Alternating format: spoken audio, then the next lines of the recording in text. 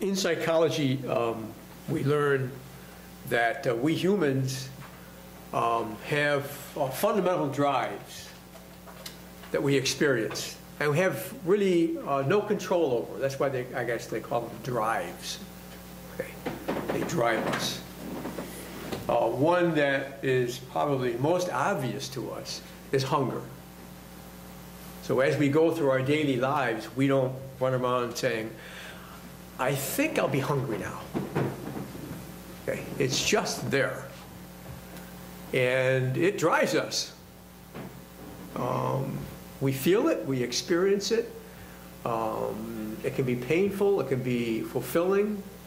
Okay. Hunger. Hunger. It's a drive. We need to belong. And we need to belong as much as we need to reproduce or eat. We cannot survive without belonging. Perhaps the worst torture that humans have invented to inflict on each other is solitary confinement, where in fact we're told that we lose our very sense of self. We lose. We need to belong. Biologically, we know all the experimentation and research has been done on tiny infants. When they are not connected, even just physically, they fail to thrive. Okay. We fail to thrive if we're not connected in deep human ways. We are meant to be in community. That's not an option. Not an option.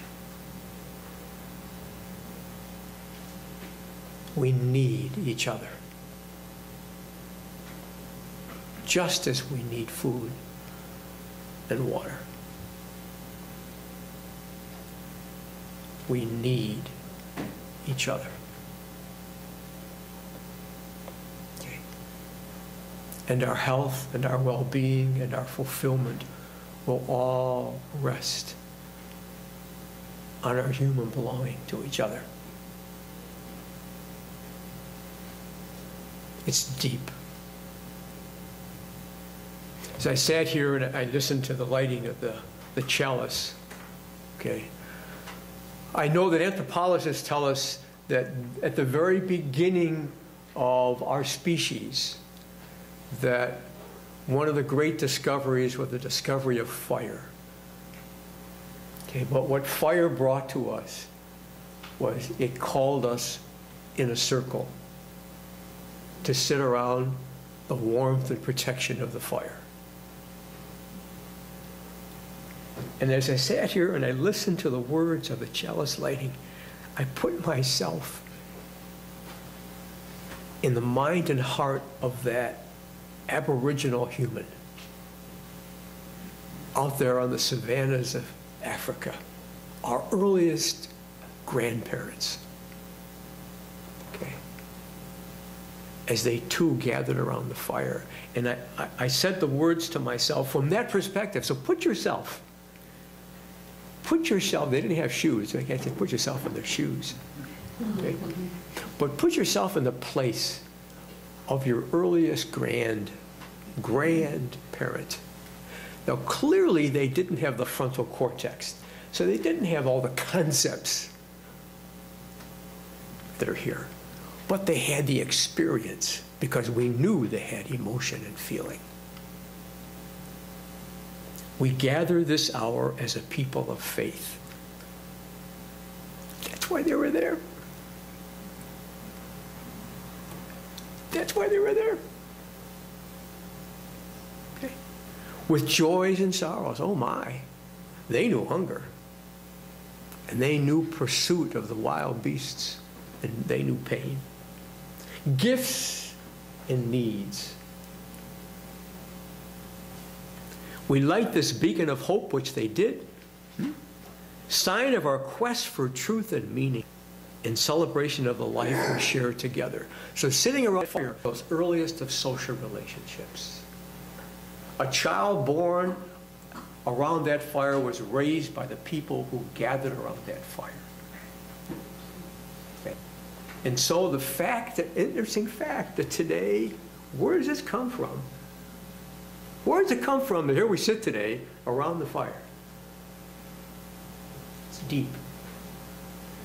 It's woven into the fabric of our being human, that we need to sit together in community,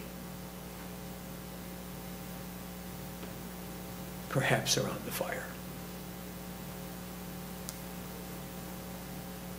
The most important question we can ask of ourselves is not, what's the meaning of my life? It's, how do I belong?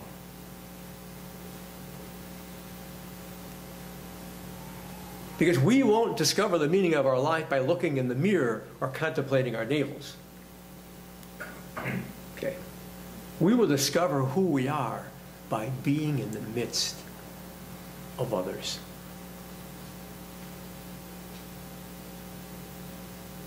They will tell us who we are, not verbally. But in the context of our relationships, we discover who we are. That's why in solitary confinement, we lose that. We don't know who we are. That's the torture. But in the context of community, in the sharing of our gifts, we know who we are. Those gifts are us. So the question we must ask is, how do I belong? Because out of that belonging, I discover who I am. The power of being together in community. The challenge of our time and the challenge of our society today is that the social structures of our society are pulling us apart. We are losing a sense of community. Interesting book, Bowling Alone. Sociological study. Bowling Alone. And the research in Bowling Alone was the research that says we are less connected. Fewer people are volunteering. Fewer people are connecting. Have you seen the signs, for example, in front of the volunteer fire department? Having a tough time. That's just a symptom of the fact in our society we are less connected. In our society, not all societies, in our society, we are less connected. Okay. And we're less connected for several reasons. One is we become very busy. We don't have time to be connected.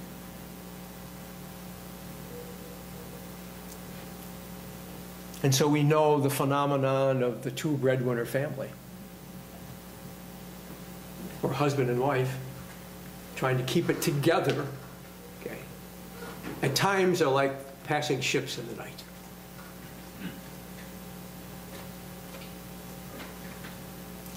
We don't know our neighbors anymore. Because we're too busy, we're working hard. In our country, citizens of the United States work 130 hours more than people in France, and 128 than people in England. And just to compose the numbers, okay, the French have a law that says that every worker has 30 days paid vacation. England, 28 days. The United States, 0. Okay. We have a culture that says that busyness is important. Have you heard that? And therefore, to feel important, you have to convince people that you're very busy.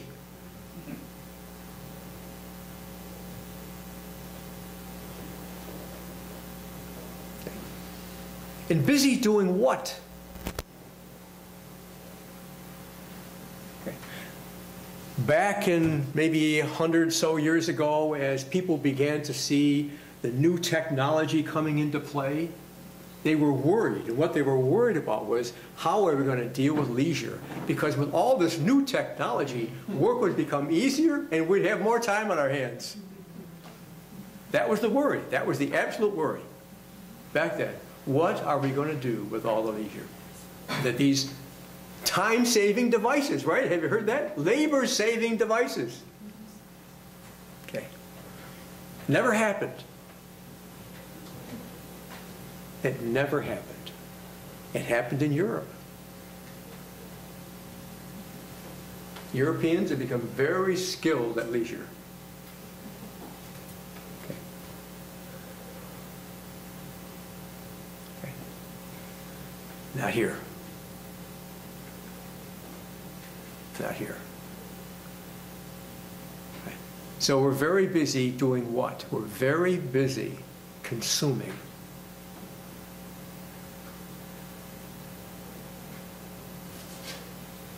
The thinking was that once I worked hard and filled my needs, having met my needs, I will then have time. Okay?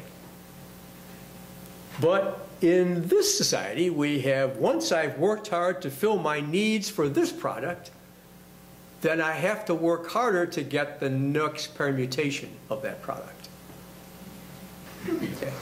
So what we've discovered in looking at social science is that once we arrive at one plateau of filling our need for a set of products, okay, then we don't just step back and say, well, my needs are met. No, we need the next product and the next product. Okay. So therefore, we have become so busy that our relationships, our time to be together, is waning. The discretionary time we have to spend time in our neighborhood, whatever, okay, is waning. Okay. And that undercuts the sense of our capacity to be community together. Now, I have to say, how do we define community? And I went through the readings that were presented as I think maybe the Universalist Church, yeah, put that together. And one of the readings that said it to me was, today, for some reason, I see how short our lives actually are, and how often I forget to look in your eyes and stop time entirely and say, you have made this life for me. And I said to myself, when was the last time I looked someone in the eyes, okay, and stopped time entirely? When was the last time we had time to simply stop and look someone in the eyes? Attention.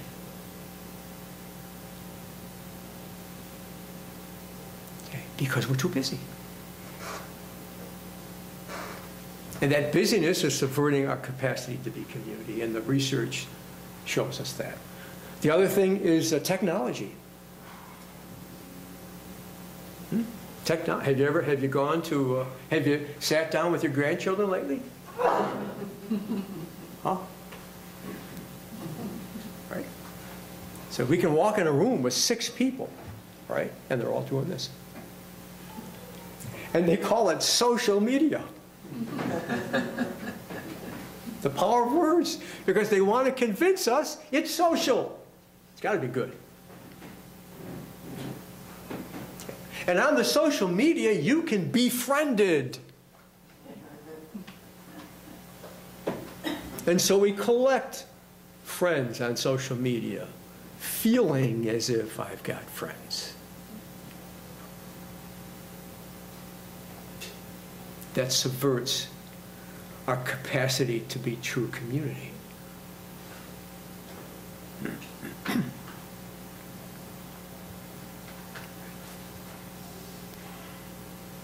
Words have tremendous power. Okay? Tremendous power. So I hear the word church. Makes me a little nervous because I kind of have an aversion to that word. Okay. Okay. And just think about this and just make a suggestion. I just throw it out there. Replace the word church for community with community. Welcome, no, welcome to our church. Welcome to our community. Because we can mistake church for the building, right? This building ain't worth a hill of beans, okay, if there's not a community. That's the core and meaning of the shingles. So I'd have to say, in deference to the wonderful work that's going on out there, first of all, when I pulled up and saw the work going on, I was kind of thrilled because I knew there was some decision you were going to move into probably a bigger place and a glitzier place and a fancier place. Be careful. Don't get too big because you lose community.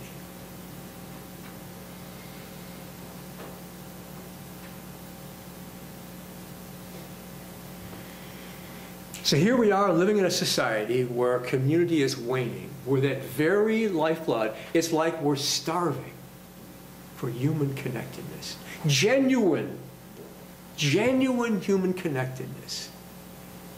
We don't want to be greeted with psychological techniques.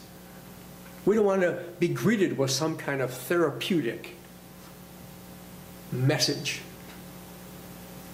I want to be greeted by an other human being that truly knows me, okay, and knows there are times that I smell bad, knows there are times that I'm wearing the same clothes I wore 3 days ago, okay, but loves me, accepts me, praises me, and now we get to praise. Okay.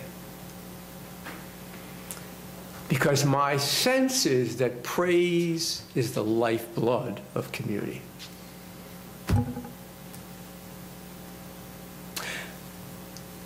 Now, I got a little nervous looking at that stuff that they sent about praise. Because it was filled about praising God. Okay. Makes me nervous. Filled about praising for the birds and the flowers and the sunshine, and the trees. But the only thing that I could find in there that were talking about praising people was that piece about looking in your eyes and stopping time and being present.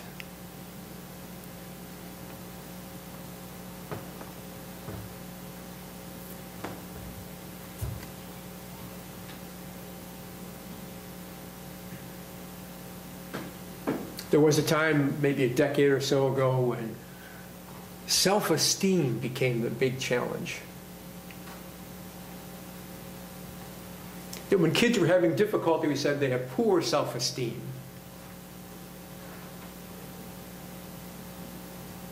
Oh, the tragedy.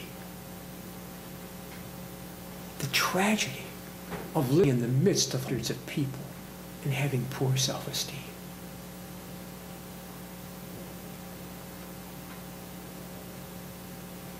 Oh, the tragedy.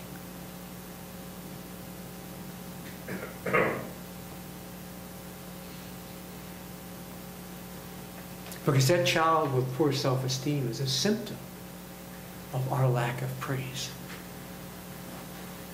affirmation.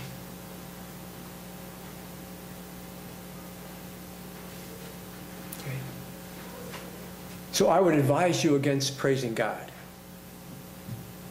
I shuddered. I was hoping. Oh my God, I hope they don't sing Praise God from whom all blessings flow today.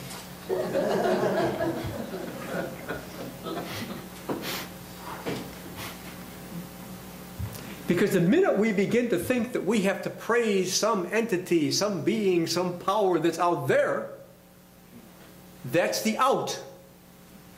That's the easy out from having to praise and affirm the wonder and goodness of what's here.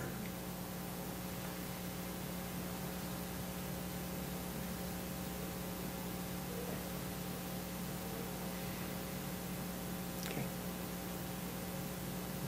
Of what's right here. So the theologians call it incarnational.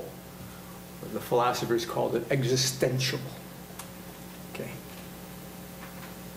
What it simply is that God, however you want to define that ultimate ground of being, is here and now in front of us, in those around us.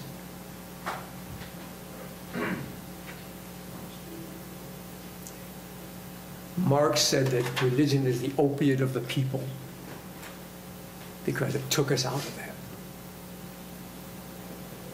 Okay. Hugo said that to love another person is to see the face of God.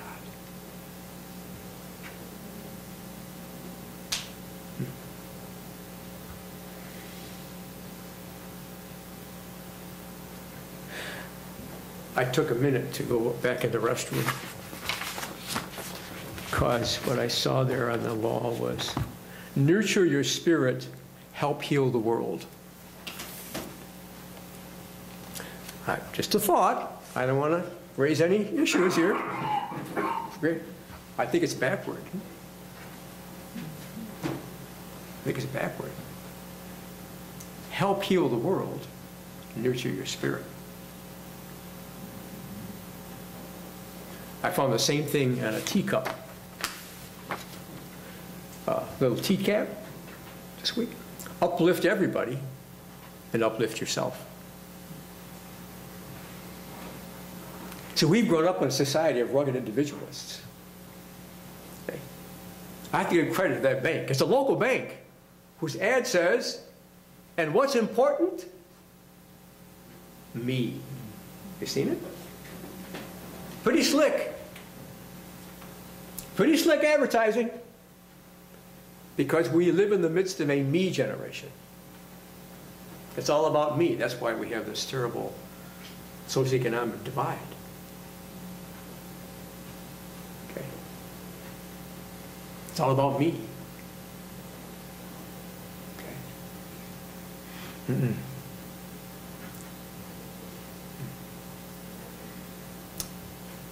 So it's a matter of help heal the world and nurture your spirit. We're a unique society in our individualism because other societies are very communal. Very communal. In the Far East, if someone is ill and needs to go to the hospital, the whole family goes to the hospital. The whole family goes to the hospital because the family experiences that illness as theirs, not yours.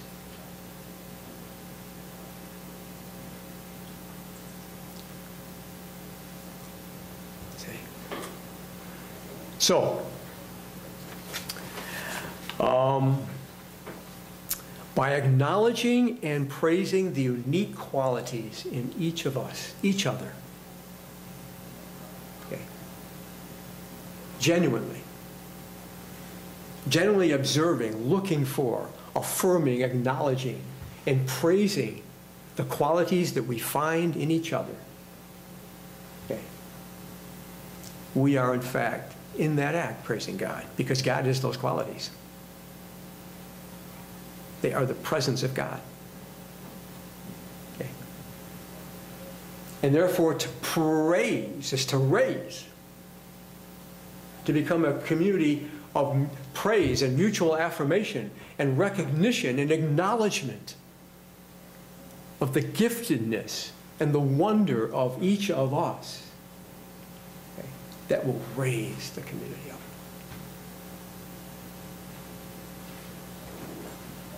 So to be a community, praise. Praise, affirm. And then there's our mission, because my sense is I'm preaching to the converted. My sense is you probably do that. Okay.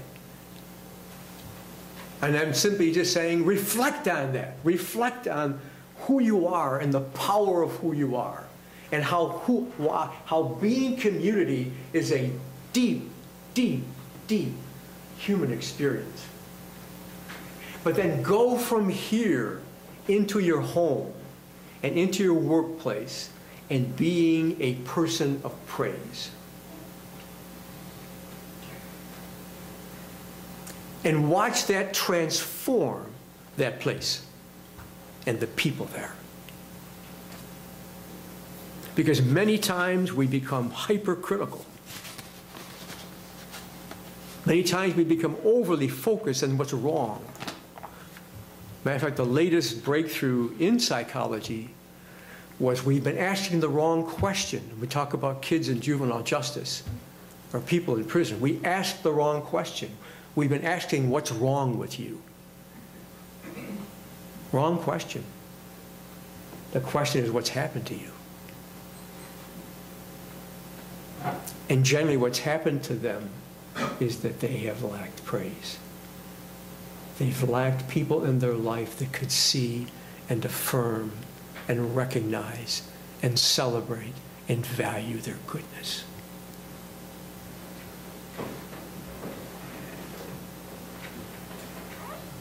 So, on this time, this month of reflecting on praise, capitalize raise, right? Just small p, and recognize that when we praise, we raise. Okay. Let's see what we can do. To be, and raise community through praise. We remain standing, please, and join hands as we extinguish the flame. We extinguish this flame, but not the light of truth, the warmth of community, or the fire of commitment. These we carry in our hearts until we are together again. Go in peace. Go in praise. Go in praise.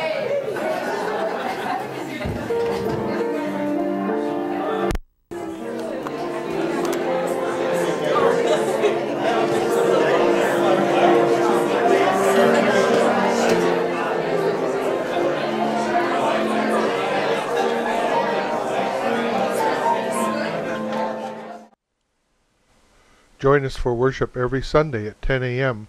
at the Unitarian Universalist Church of Canandaigua, a welcoming congregation. We are located at 3024 Cooley Road, 4 miles west of South Main Street, Canandaigua, just north of the intersection with Routes 5 and 20. Look for the blue signs just before the turn. Your comments about this program or questions about the church are welcome at 585-396-1370 or at our website, www.canandaiguauu.org. Producer and editor, Daniel Brigham.